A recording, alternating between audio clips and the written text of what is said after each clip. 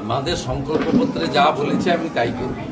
স্বাধীনতা সংগ্রামীদের সম্মান মর্যাদা আমি এখানে এমপি হওয়ার পর থেকে শুরু হয়েছে, আপনি জানেন।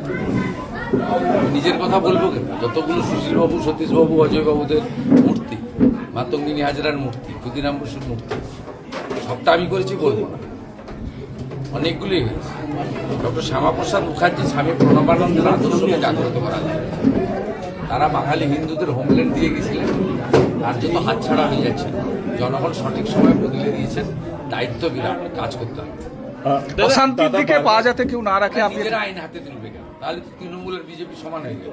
দাদা, আমাদের তো বিএনএস আছে, ভারতীয় ন্যায় সংহিতা, এবং সংকল্পপত্র ঘোষণার দিন আমাদের নেতা অমিত শাহজি বলেছেন যত অত্যাচার হয়েছে কমিশন বসবে, সব কেস রিওপেন হবে। আমরা আইনি পথে গুন্ডাদের, ধর্ষকদের, চোরেদের ব্যবস্থা নেব। তার জন্য বিএনএস সরকার। জনগণের রায়কে মেনে নিতে পারছেন না? জনগণের রায়কে তিনি মেনে নিতে পারছেন না? সব বলবো না, ওনার সম্পর্কে আমার কথা বলার মতো আর কোনো বাক্য শব্দ নাই। আমি প্রয়োজনও মনে করি। কমিশন বলছে তিনি আইন জানেন। এখন পজিটিভ চিন্তা করতে হবে, বাংলাকে ঘুরতে হবে। মোদিজি যেটা গ্যারেন্টি দিয়ে গেছেন সেটা আমাদেরকে ডেলিভারি করতে হবে, যারা আমরা এমএলএ। পূর্ব মেদিনীপুর স্বাধীনতা লড়াই মুখ্যমন্ত্রী হিসেবে আপনাকে চাই, নন্দীগ্রামবাসী পূর্ব মেদিনীপুর জেলা চাই। কোনো মন্তব্য করবো দাদা, কোনো মন্তব্য করবো না, দয়া করে এই ধরনের প্রশ্ন করবো। দাদা প্রচারের সময় বলেছিলেন এরা আপনার আত্মীয়, আজকে তো আত্মীয়দের মাঝখানে উদযাপন করলেন, কেমন লাগলো? না, এটা তো কর্তব্য আমার। কাল ভবানীপুরে গেছিলাম, আজকে এখানে গেছি, আবার 10 তারিখে ভবানীপুরে যাব, এবং সবার কাছে যেতে হবে। অনেক রাত জেগে, দিন রাত এক করে, অনেক কঠিন পরিশ্রম করে আমাদেরকে এই সাফল্য করেছে। তাদের সঙ্গে গিয়ে হাত মিলিয়ে একটু নমস্কার, প্রতি নমস্কার, একটা লাড্ডু খেলাম, খাওয়ালাম, এটুকু না করলে তো মানে তৃণমূলের সঙ্গে বিজেপির কোনো তফাৎ থাকে।